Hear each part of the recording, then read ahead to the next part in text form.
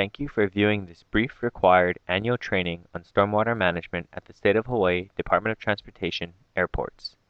Please ensure that you complete the survey questions and send training rosters to the DOTA Environmental section once you have finished viewing this presentation. This training presentation serves several purposes. First of all, the DOTA must ensure that all users of airport property comply with applicable environmental regulations, including tenants and employees. Additionally, this class will present various best management practices, or BMPs, and spill response methods that can be applied to reduce impacts to stormwater runoff and ultimately the state waters. The DOTA would also like for tenants to be aware of other airport environmental programs, such as the Construction Program and the Environmental Management System, or EMS, so that applicable procedures can be applied when necessary. As we proceed through this training presentation, please keep in mind that photos with red frames are examples of absent or incorrect BMP application. Stormwater pollution can occur when rainwater comes into contact with pollutants left on the ground. Pollutants can come from many sources, including vehicle or aircraft leaks, material spills, trash, lavatory waste, or even from excess dirt on paved areas of the facility. As the stormwater sheet flows over the ground, these pollutants are picked up by the rainwater and can be carried away into the storm drain system. These systems may consist of various drainage structures such as drain inlets, underground pipelines, and canals. All drainage systems eventually discharge to the ocean without any treatment. Therefore, it is vital to control potential pollutants before they enter the storm drain system and end up in our streams and oceans. Pollutants can be controlled by implementing BMPs. There are two forms of BMPs. The first is a structured device or physical system that is installed to treat stormwater, such as these nets that are installed in a drainage canal to capture trash and other debris. These structural BMPs are a requirement of the airport post-construction program, and more information may be obtained from the H&L Stormwater Management Program Plan, or SWAMP, Section D. The second type of BMPs are operational or procedural practices. These are actions that may be implemented to reduce the potential for pollutants to impact the stormwater runoff. Examples of these BMPs include picking up trash, storing products indoors, or inspecting vehicles for leaks. These operational BMPs will be the focus of today's training. There are many different BMPs that have been developed by the Environmental Protection Agency and other agencies. Therefore, each facility should implement BMPs that are specific to their particular activities. At the Honolulu International Airport, tenants have been provided with specific BMPs in their Stormwater Pollution Control Plans, or SWPCP, or BMP plans. Lihue, Kahului, and Molokai airports have been provided with an airport-wide SWPCP, which is available at the website listed. For all airports, DOTA Environmental Health Specialists will evaluate facilities based on BMPs found in the Inspection and Enforcement Manual.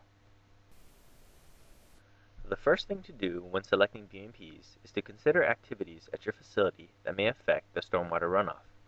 The BMPs applicable to airport activities generally fall into the categories listed. Examples of both satisfactory and unsatisfactory BMPs are provided on the subsequent slides. The Good Housekeeping BMPs are applicable to most facilities. The goal of this first BMP is to manage trash and debris in a manner that keeps it separate from the stormwater runoff. The photos on this slide provide some examples of improper trash storage. In particular, the photo on the left shows a trash bin that has been positioned too close to a storm drain and was not covered. The result of the waste being stored in this manner was that the rainwater entered the bin and then discharged the waste from the bottom of the bin. The applicable BMP that should have been implemented is to store waste away from storm drains and to keep waste bins covered. The photo on the right shows a bin that has been overfilled, which has prevented the bin cover from closing. Trash and other debris left outside of the bin and uncovered may impact the stormwater runoff. The applicable BMP would be to ensure that waste bins are regularly emptied and prevent dumpsters from being overfilled. The next Good Housekeeping BMP involves ensuring that facility storm drains and associated waterways are kept clean. The photos at the top of the slide show how trash may enter a storm drain and be carried to the ocean. Therefore, an applicable BMP is to conduct regular inspections and removal of accumulated debris from the exterior portions of the facility. Ensure that you are aware of the location of storm drain inlets or waterways near your facility so that they can be protected from facility activities. Those areas should also be included in regular facility cleanups. Additionally, if storm drains are particularly close to facility operations, such as maintenance areas, you may consider installing a treatment device BMP, such as the berm pictured under item number 3. However, if these devices are utilized, ensure that they are properly maintained. BMPs that are not maintained can themselves become pollutants in the stormwater runoff. As a part of the regular facility cleanup mentioned in the last slide, sediment and other debris should be removed using a broom or a vacuum. The fine sediment especially can be easily carried away in the stormwater and present a hazard to Hawaii's coral reefs. Ensure that a water hose is not used when cleaning a facility, as wash waters may also impact the receiving waters. Good housekeeping BMPs are varied depending on facility activities, so be proactive and consider how you can protect the stormwater. Consider using drain covers or other protective devices during activities. Contact DOTA if you notice that storm drains are filling with debris for cleaning. Ensure that your workers are knowledgeable of facility BMPs. They will be asked during inspections whether they have had training and which BMPs they are responsible for implementing. Also, conduct your own inspections of BMPs to ensure that they are effective before an illicit discharge occurs. These photographs show the reasons that good housekeeping BMPs are so necessary. These photographs were taken from websites discussing the Great Pacific Garbage Patch located north of the Hawaiian Islands. Researchers say that the majority of the trash present is plastics that have been carried away in stormwater runoff. Plastics are particularly harmful because they do not decompose. The picture of the deformed turtle is a result of the animal getting caught in a plastic ring while it was smaller and then being unable to get free as its body grew. Also, the birds and other wildlife may try to eat the debris, which ultimately leads to their death.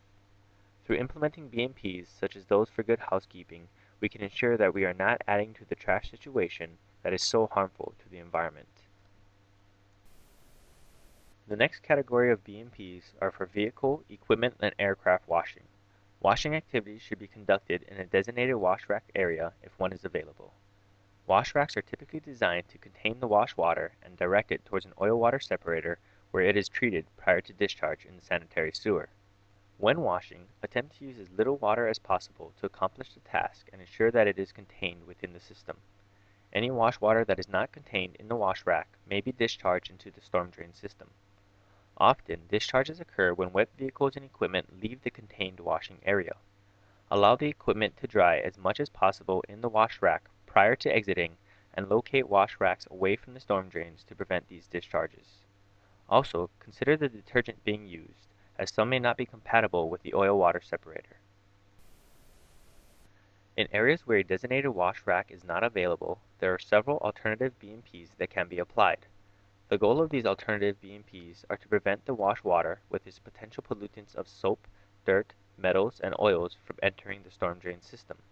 This can be effectively achieved by containing the wash water. There are some systems, such as the one pictured, that will utilize a wet vac to contain and remove the wash water. Other methods may include a paved, bermed area that allows for evaporation of the wash water.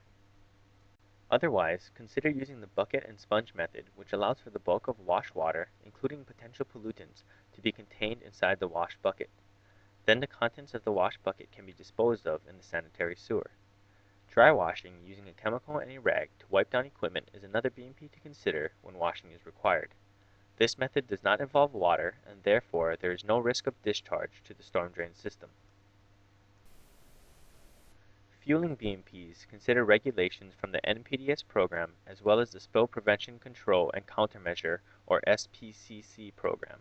For both programs, the airport's inspectors will be looking to ensure that adequate secondary containment has been provided for the fuel tank. The secondary containment may consist of a double-walled tank, a bermed area, or a polyethylene container. The containment must be sized to hold the contents of the largest tank, plus freeboard for rain if stored outdoors.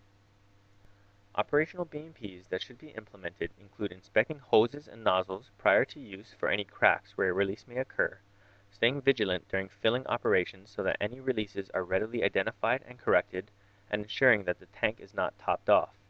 Space should be left in the tank to allow for expansion. When filling small or handheld equipment, ensure that secondary containment is provided for the operation. In the photo provided, a drip pan was utilized to fill small gasoline cans so that any drips would not impact the ground.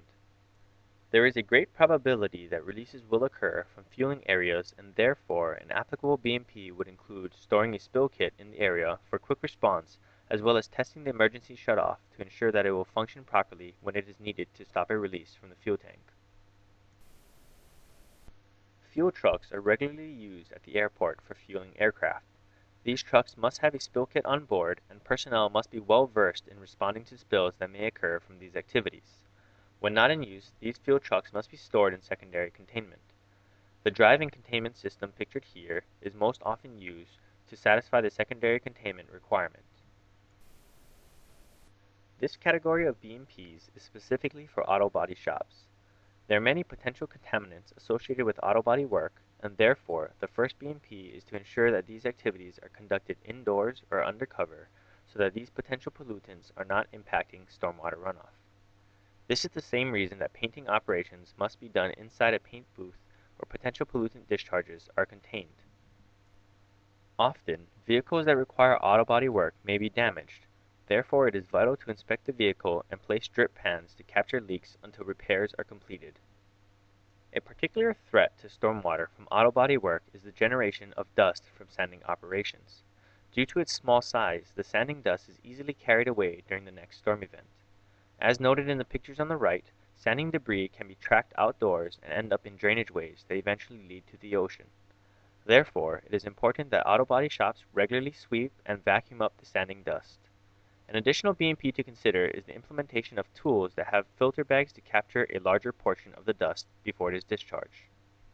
Auto body shops may also conduct vehicle washing, material storage, and waste management activities, which should adhere to the BMPs that are described in this presentation and/or their BMP plan.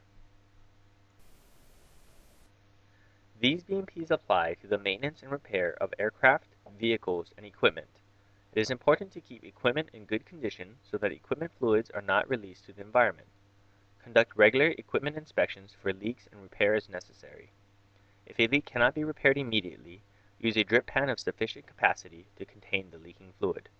It is also important to ensure that the drip pan is regularly cleaned out. Please note that leaking aircraft, vehicles, and equipment are not allowed to be parked overnight on airport common use areas without appropriate drainage controls and prior approval from the airport's district manager. Consider designating parking spots for vehicles at your facility so that oil stains on the ground are more easily linked to a particular vehicle. Additionally, ensure that maintenance records are kept so that patterns can be identified and equipment that regularly has releases can be decommissioned or replaced. Salvage equipment includes those items that are no longer working and are not planned to be repaired. When storing salvage equipment, ensure that proper BMPs are implemented. This includes removing fluids and batteries so that releases will not occur to the environment. Additionally, if vehicles or equipment begin to rust, they must be disposed of or placed in a covered area where the rust will not impact the stormwater runoff. Maintenance activities should be conducted indoors or under covered areas. Additionally, maintenance areas should be located away from storm drains so that responders have the opportunity to clean spills prior to reaching the drainage system. Also ensure that fluids removed from equipment are transferred to designated storage containers promptly. The storage containers must be labeled, closed, and placed within secondary containment. Materials stored at your facility may impact stormwater runoff and therefore should be kept indoors or in a covered area. If materials must be stored outdoors, protect them from stormwater runoff by placing them on pallets, using tarps, or another similar method. Also, secondary containment is required for all liquids and batteries. Secondary containment can take many forms as long as it will hold the contents of the container.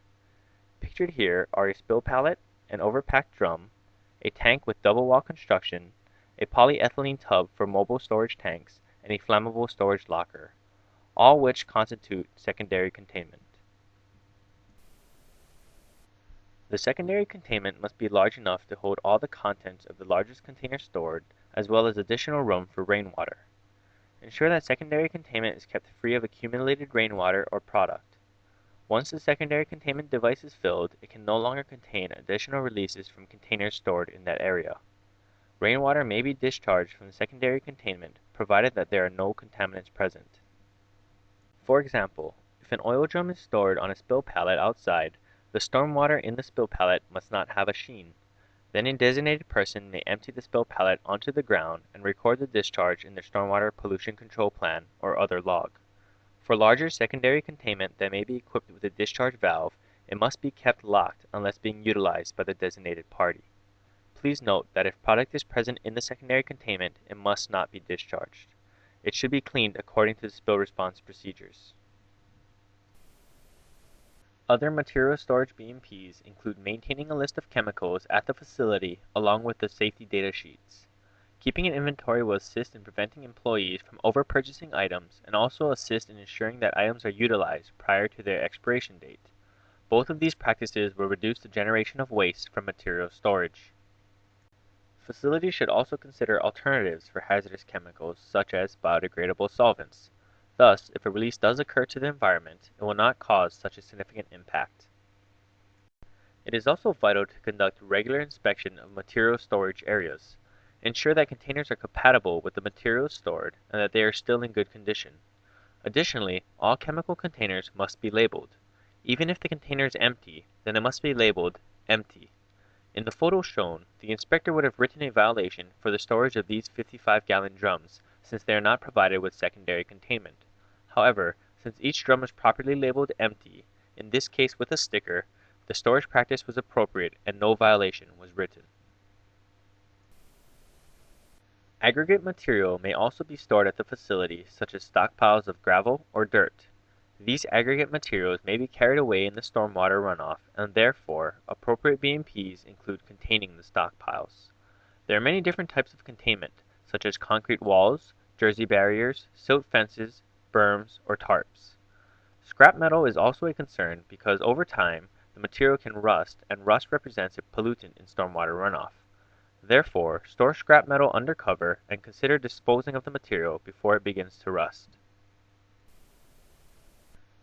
Pesticides can include herbicides, such as Roundup, that are used to control weeds in the facility, as well as insecticides, such as Raid. These products are harmful if discharged to the storm drainage system, since they will also work to kill aquatic life. Therefore, applicable BMPs include storing pesticides and application equipment in secondary containment. Also, applicators should check the weather conditions and ensure that pesticides are not used during high winds or prior to a rain event. When the pesticides are used, a log should be retained that includes the date of the application, the location where it was used, and the amount of pesticide that was applied. This log should be provided to the DOTA environmental section for their reporting requirements. Additionally, the Department of Health has issued new regulations under HAR 1155 regarding the use of pesticides. In general, these regulations will apply only if pesticides are used in or near a water body. Therefore, the DOTA has issued the rule that pesticides are not to be used within 6 feet of a water body. Please consult the DOTA environmental section with questions regarding this directive. When a painting project is conducted at your facility by your employees or by a subcontractor, ensure that BMPs are implemented. Specifically, the painted area should be contained so that drips are easily cleaned up. The top photograph shows personnel using a tarp to capture any drips that may occur during these operations. The paint should be stored and mixed over secondary containment. Then if a release occurs, it is contained and will not impact the stormwater runoff. When the painting operation is completed, the brushes and other instruments may be cleaned by scraping off the excess paint and washing the brush into a bucket or the sanitary sewer. The goal with the paint cleanup is to prevent it from entering the storm drain system. Most paints can be disposed of by drying them out, bagging them, and placing them with the general rubbish. However, oil-based paint should be disposed of as hazardous wastes. Solid waste storage and disposal is a broad topic and may be enforced under many additional regulations other than those described in the NPDES program. You should be aware of those regulations and always follow the stricter implementation of the regulations if there is a conflict. The lists provided here are general BMPs that may be applied to solid waste. Consider using the entire product prior to disposal. If the container is empty, then there is a reduced chance that it will impact the stormwater runoff. Retain the original label and/or safety data sheet since that will provide specific information about storage and disposal procedures. Also, consider reducing material purchases to only those things that are required for the task so that fewer potential wastes are generated when excess materials are not used. Recycle items whenever it is possible, such as scrap metal and batteries. It is vital to inspect waste storage areas to look for releases and to ensure that waste containers are in good condition, closed, and properly labeled. Many maintenance activities at the airport generate used oil. BMPs for used oil include storing it within a secondary containment device that is indoors or under cover.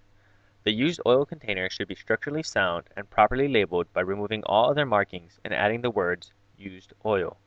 Additionally, the container should be closed when not in use, such that if it were to tip over, the waste would not be spilled. When disposing of the used oil, ensure that a record of the disposal is retained. Airport inspectors may ask to view these records to ensure that waste are managed appropriately. Hazardous wastes are another waste category that is heavily regulated. You must first determine if the waste generated at your facility are hazardous. Please refer to the 40 CFR 261 for the definition of hazardous wastes. If hazardous wastes are stored at your facility, ensure that the wastes are not mixed. BMPs for storing hazardous waste include keeping them indoors or under cover, ensuring that they are within secondary containment if liquid, and labeling them properly with the words "hazardous waste" and the accumulation start date.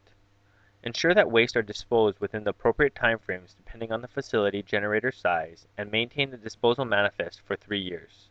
Airport inspectors may ask to see copies of these manifests to verify proper waste disposal. Universal waste includes hazardous waste items such as lamps, batteries, bulk pesticides, and any mercury-containing equipment. If universal waste is stored at your facility, it must be placed in a structurally sound container and labeled with the words "universal waste" and the accumulation start date. These items must be recycled within 1 year and disposal documentation retained for airport inspectors. Please note that broken lamps must be handled as hazardous waste. Many facilities are equipped with oil-water separators, and they must be cleaned at least annually. The accumulated grease and debris must be removed to ensure that the device will remain effective at treating wastewater. These maintenance events must be logged and may be reviewed by airport inspectors. Facilities that engage in the servicing of aircraft may also need to implement triturator usage BMPs. Please note that there is a separate triturator training that must be provided to lavatory waste operators. Contact the airport environmental health specialist for a copy of this required training. In general, when handling lavatory waste, operators should ensure that hose connections are not leaking and be present during the offloading process to respond to any releases that may occur. Once at the triturator, lavatory vehicles should ensure that the vehicle is properly aligned over the triturator pit prior to discharging the waste. While at the triturator, operators are not permitted to wash the exterior of the truck. The triturators are not designed to contain this wash water, and it may run off into the storm drain system. For proper vehicle washing techniques, please refer to the previously mentioned washing BMPs. If a spill does occur while at the triturator, ensure that it is cleaned promptly. Spill may be cleaned up using a disinfectant, rags, and/or a broom. Please ensure that kitty litter is not used to clean lavatory waste spills, as it may damage the triturator system. Spills are a common way that pollutants are discharged from a facility to the storm drain system. Employees at your facility should be particularly well versed in preventing and responding to spills that may occur and protecting the storm drain system. Consider running a practice scenario or drill to ensure that employees are competent in spill response. Additionally, every facility must have a spill kit. The spill kit should contain personal protective equipment, or PPE, for employees to wear while cleaning the spill, such as gloves and goggles, a plastic bag or other container for disposal, non-sparking tools such as a broom, and some type of absorbent. This spill kit should be labeled and located near an area of the facility where spills are likely to occur, such as the fueling or material storage area. Consider posting emergency phone numbers for employees. Every facility should have a designated emergency coordinator who will ensure that spills are properly cleaned and make the necessary notifications. When a spill first occurs at the facility, begin spill response by stopping your work and shutting down your equipment. Attempt to determine the source of the spill. If it is from a drum, you may be able to patch the drum or transfer the drum's contents to stop the flow of the spill. If the spill is coming from larger equipment, such as a fuel tank, you may be able to hit the emergency shutoff button to stop the flow of the spill.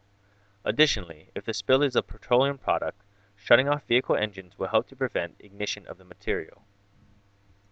Alert those in the immediate vicinity of the spill so that they can evacuate as needed, and also so that they will not enter the spill area and possibly track material. Then determine whether the spill is within your means to clean. If you have sufficient resources, such as trained personnel and absorbent, then begin the spill cleanup. If not, ensure that a spill response contractor is promptly notified and storm drains protected until cleanup is completed. When cleaning spills, begin by accessing your facility spill kit and don the appropriate PPE. Contain the perimeter of the spill to limit the area affected using berms or absorbents. Also ensure that any nearby storm drains or other waterways are protected. Allow approximately 15 minutes for the absorbent to bind to the spilled product. Ensure that the absorbent is not left for an extended period of time because they may be blown in the wind or carried away during a storm event. After the material has absorbed, sweep the area and dispose of the waste properly. For airports on Oahu, spent absorbent from petroleum spills may be double-bagged and placed in the regular trash to be burned for electricity. Neighbor islands may have to treat the spent absorbent as a hazardous waste depending on the individual landfill rules. Another important component of dealing with spills is making the proper notifications. The first notification should go to your respective airport duty manager or operations control. Please review the list on the left and ensure that the number for your respective airport is in an easily accessible location. Additional notifications may be required if a spill is greater than the reportable quantity. For petroleum spills, the reportable quantity is anything greater than 25 gallons, spills left for more than 72 hours, and/or spills that enter into a surface water body. In those cases, you will need to notify the National Response Center and the Department of Health. They will also require a written follow-up report detailing how the spill was cleaned. Remember that any spill not cleaned within 72 hours is considered a reportable spill to the regulatory agencies, even a small oil drip such as the one pictured here from the parked vehicle. Therefore, it is in the facility's best interest to ensure that all spills are cleaned promptly. Another component of the NPDES program is the identification of illicit discharges. Illicit discharges are considered anything that may be discharged to the storm drain system that is not composed entirely of storm water. There are some exceptions listed in the NPDES permit. However, a good rule of thumb is that only rain goes in the storm drain.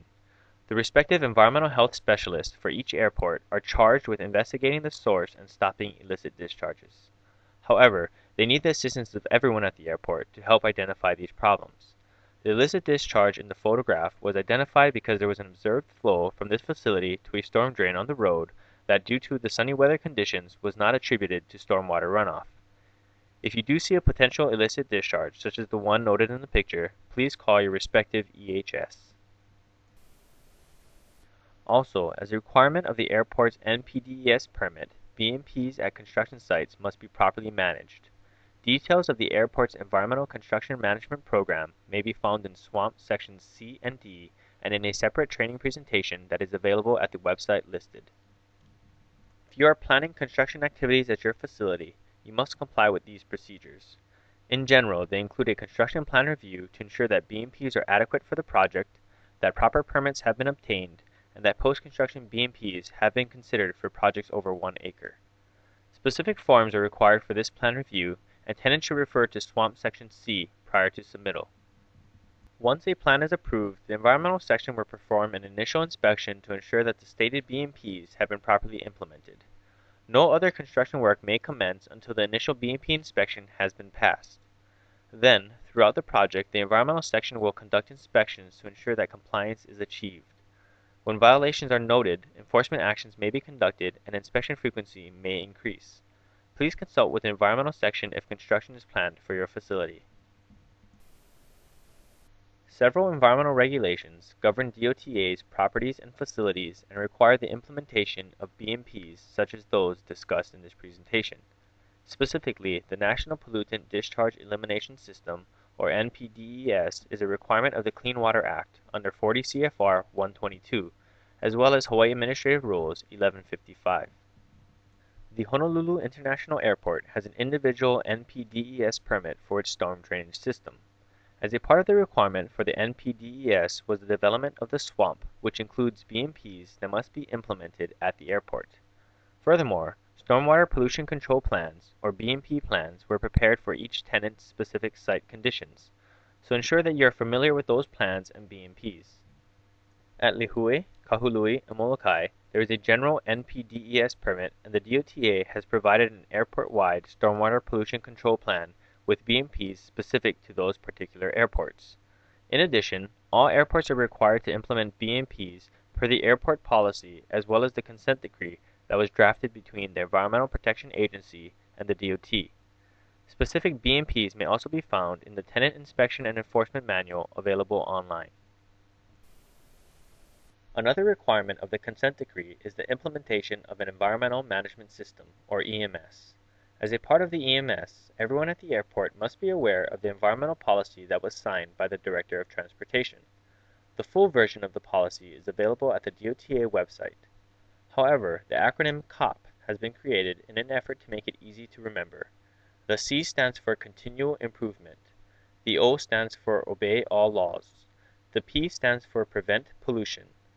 The airport has taken the COP acronym and developed this logo and the slogan, Be a Cop.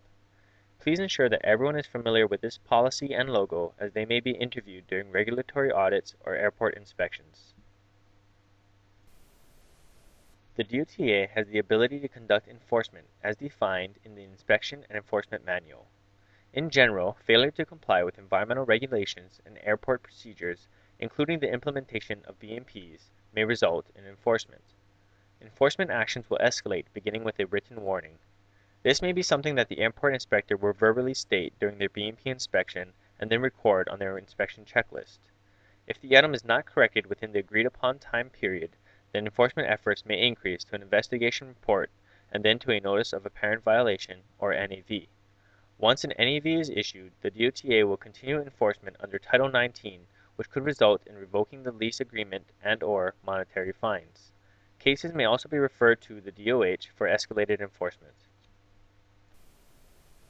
The DOH has been delegated responsibility for administering the NPDES program from the EPA.